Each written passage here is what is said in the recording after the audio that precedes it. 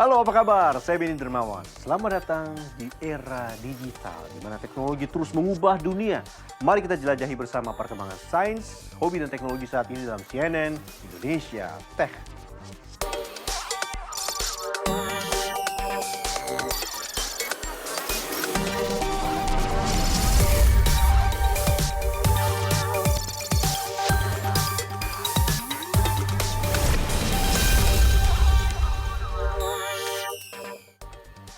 Kalau lagi panas-panas, enaknya memang makan yang seger-seger. Kayak yang ini nih. Nah. Siapa yang suka melon? Kayaknya hampir semua orang suka deh sama buah yang satu ini. Di Kabupaten Lamongan, buah melon berkualitas dibudidayakan di bangunan bernama Smart Screen House yang memanfaatkan teknologi Internet of Things atau IoT. Nah, dengan teknologi ini, intensitas cahaya, pemberian air, pupuk itu bisa diatur sehingga dapat menghasilkan buah melon yang berlimpah dan juga berkualitas tinggi. Seperti apa? Kita sama-sama cicip yang satu ini.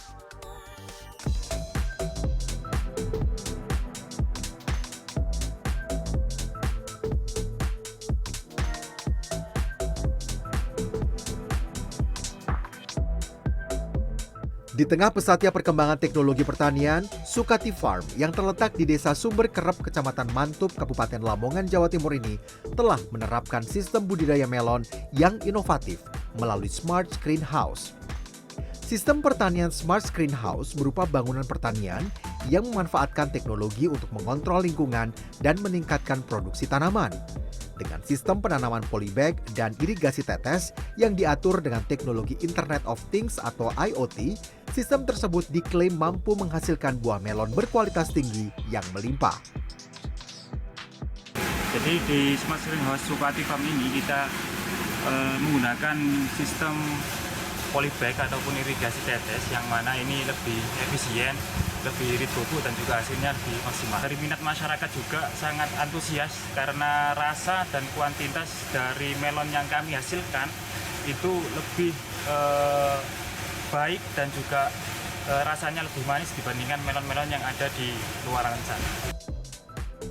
Keunggulan lain dari Smart Screen House adalah kemampuannya untuk memantau kondisi lingkungan secara waktu nyata melalui panel yang terhubung dengan laptop. Kecanggihan teknologi tersebut sangat membantu petani untuk mengatur kebutuhan air, pH, dan nutrisi tanaman dengan lebih akurat, sehingga kualitas buah melon yang dihasilkan dapat terjaga. Buah melon dengan jenis Fujisawa ini dijual dengan harga Rp25.000 per kilogram. Budidaya memanfaatkan kecanggihan teknologi screen house tak hanya meningkatkan produktivitas, namun juga memberikan dampak positif bagi perekonomian lokal dan memenuhi kebutuhan konsumen akan produk pertanian yang berkualitas, di mana hasil panen langsung disuplai ke mitra perusahaan distributor buah terkemuka. Miftahul Arif, Lamongan, Jawa Timur. Inovasi energi terbarukan di Indonesia terus berkembang untuk memenuhi kebutuhan energi secara berkelanjutan dan ramah lingkungan. Di Surabaya, Jawa Timur, ini banyak instansi mulai berlomba-lomba untuk menggunakan kecanggihan teknologi yang tentunya lebih ramah lingkungan. Mulai dari mengandalkan panel surya untuk kebutuhan listrik kampus, hingga konversi bahan bakar solar ke energi listrik pada alat bongkar muat RTG di Terminal Peti Kemas, Surabaya. Kita lihat yang satu ini.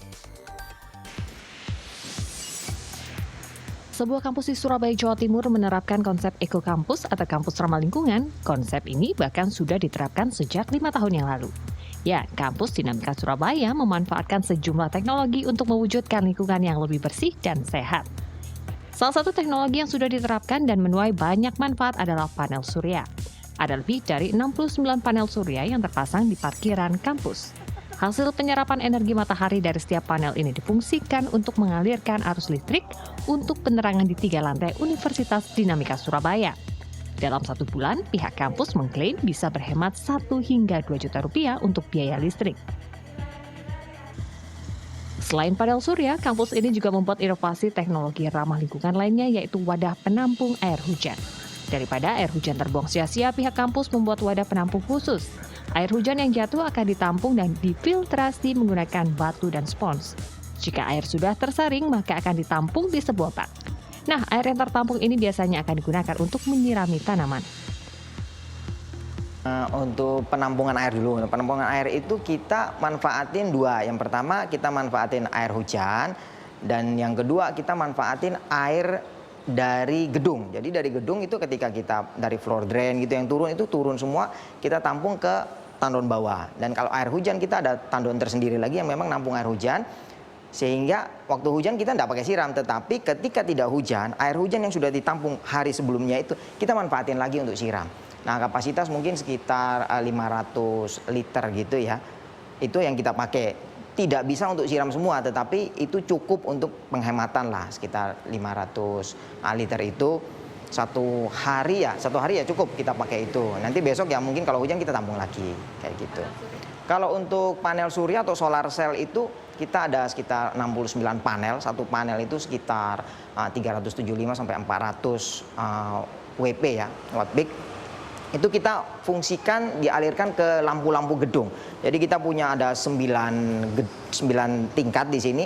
Kita cover sudah lantai 1, lantai 2, lantai 3. Semua lampu lantai 1, 2, 3 kita pakai solar panel. Jadi kalau kita produksinya misalnya banyak, ada kelebihan, misalnya saat siang hari kelebihan, sisanya ini kita alirkan kembali ke PLN, jaringan instalasi umum, untuk dipakai oleh tetangga. Transformasi energi terbarukan lainnya nyatanya juga dilakukan PT Terminal Peti Kemas Surabaya.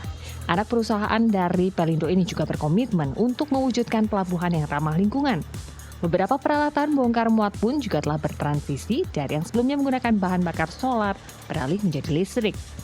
Penggunaan listrik sebagai tenaga penggerak alat bongkar muat ini tentunya akan mengurangi emisi gas karbon yang bersumber dari aktivitas operasional di Terminal Peti Kemas.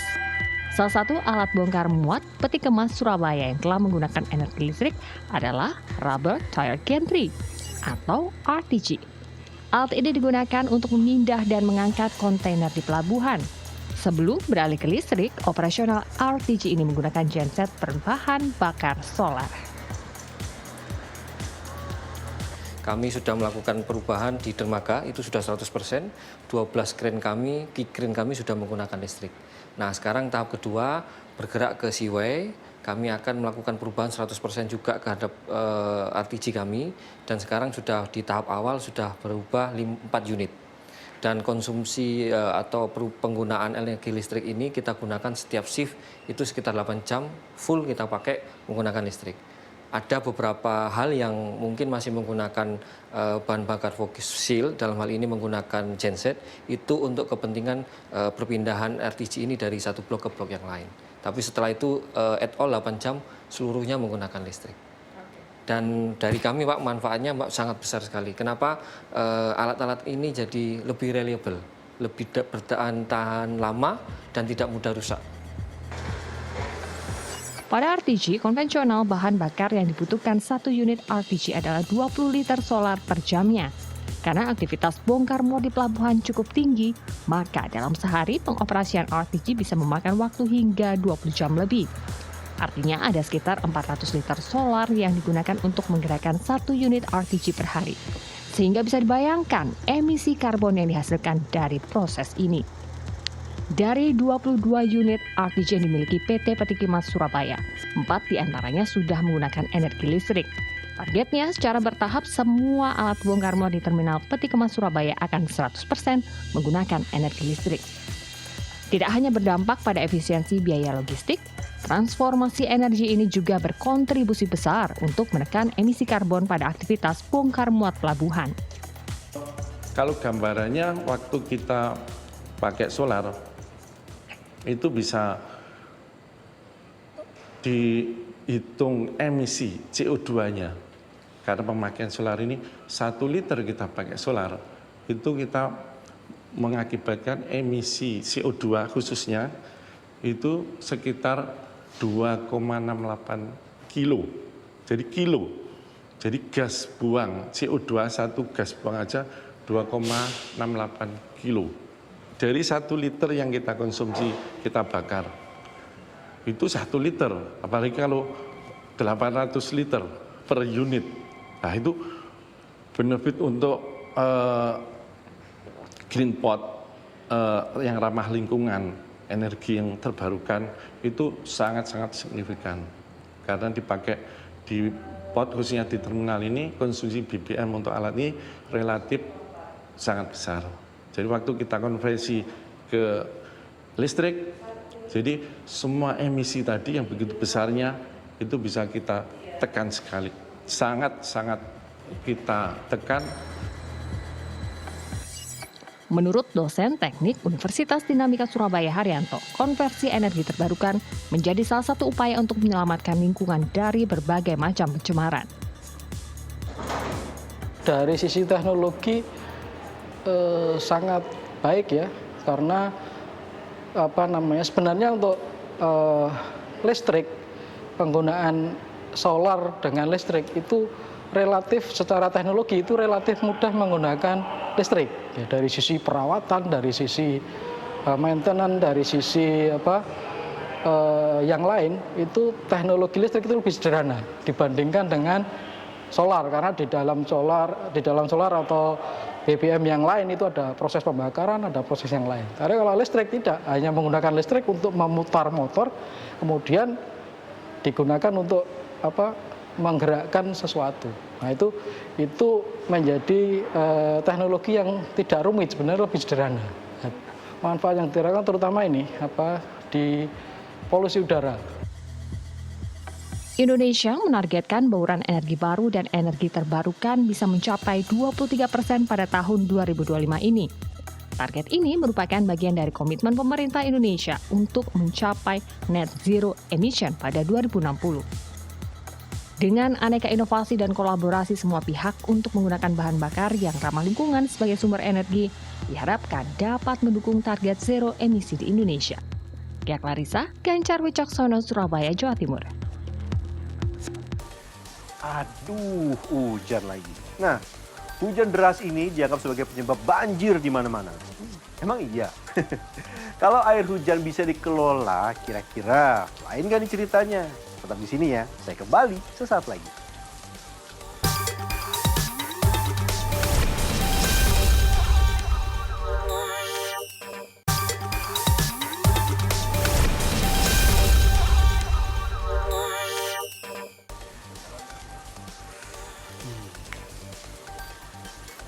Waduh, hujannya gede banget. Ini beruntung nih, saya lagi nggak ada di luar. Coba kita lihat lagi. Kayaknya sih kalau kayak gini lama hujannya nih. Hujan seringkali dianggap sebagai penyebab terjadinya banjir. Dan banjir bisa jadi terus-menerus terjadi karena kita tidak bisa mengelola air hujan. Tapi benar nggak sih seperti ini? Padahal jika manusia bisa mengelola air hujan, ini banyak yang bisa dimanfaatkan dan didapatkan. Seperti yang satu ini.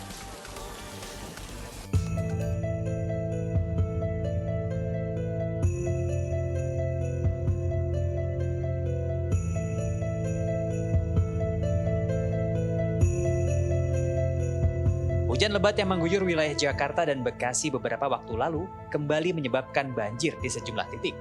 Air merendam pemukiman warga hingga mencapai ketinggian setinggi 3 meter. Banjir juga melumpuhkan jalan utama dan fasilitas umum sehingga membuat warga kesulitan beraktivitas. Fakta di lapangan menunjukkan bahwa banjir adalah buah dari buruknya sistem pengelolaan air hujan. Banyaknya permukaan tanah yang beralih fungsi dan tertutup beton, juga aspal, mengurangi area resapan. Sementara saluran drainase yang tersumbat juga memperparah keadaan.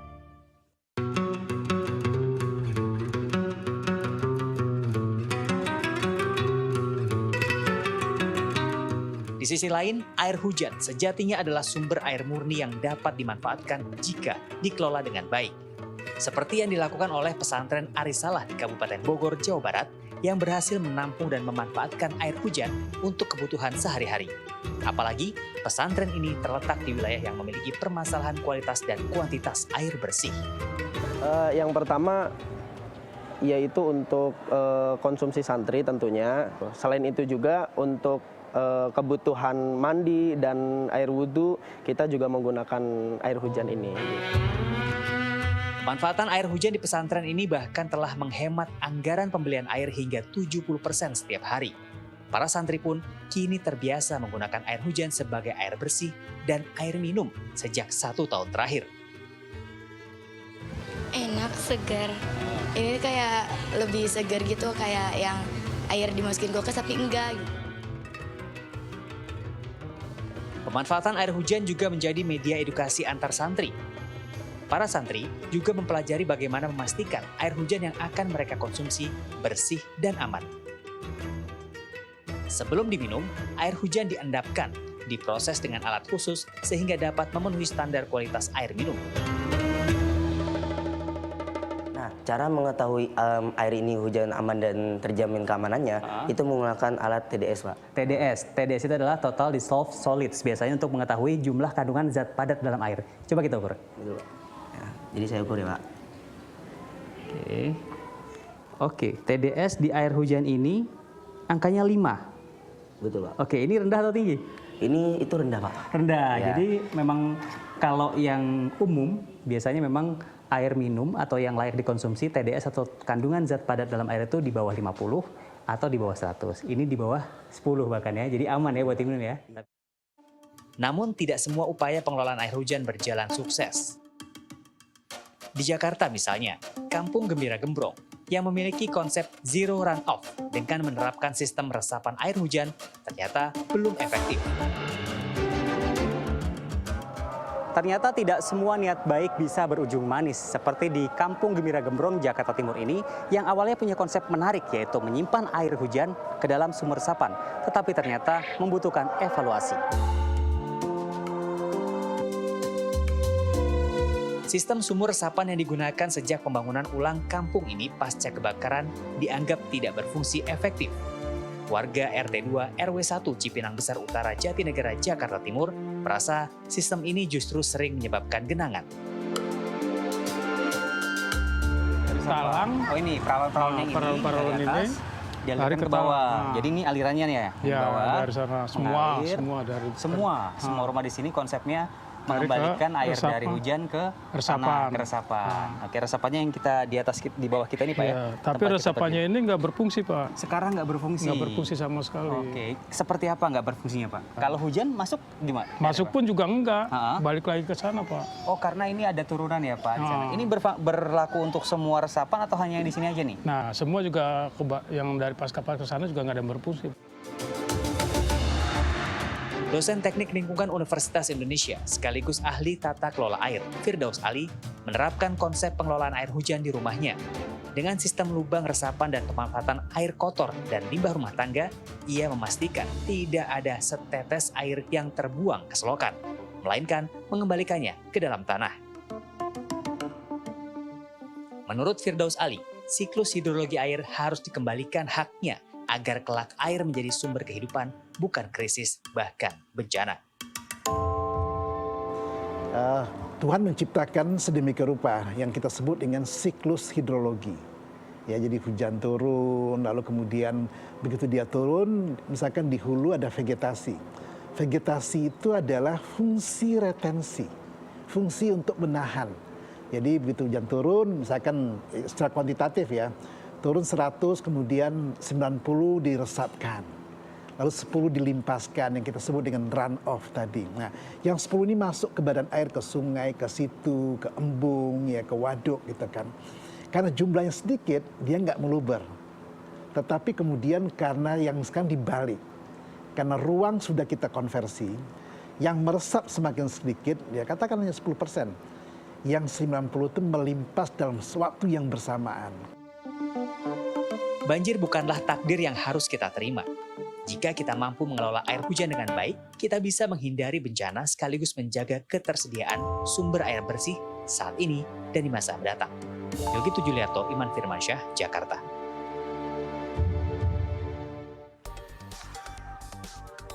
Waduh, ini robot kayaknya sekarang makin merajalela. Nah, di negeri yang satu ini apalagi nggak main-main. Teknologinya nggak kaleng-kaleng. Dan ada di mana-mana. Kayak ini nih. Yuk kita ke sana sesaat lagi.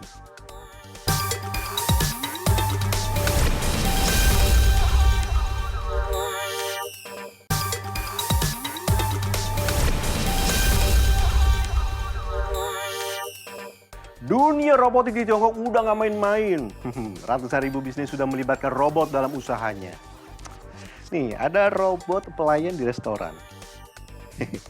Sampai dengan exoskeleton untuk menunjang aktivitas. Ya, di kota Shenzhen di selatan Tiongkok ini jadi lokasi pionir yang melahirkan berbagai teknologi canggih. Keren ya? Nah, saya akhiri CNN Tech kali ini dengan robot Tiongkok. Ingat, jangan pernah berhenti untuk berinovasi. Saya Bini Dermawan, sampai jumpa. Bentar, saya mau pesan makanan dulu. Woyao Chifan. Kira-kira bisa bahasa Indonesia nggak ya?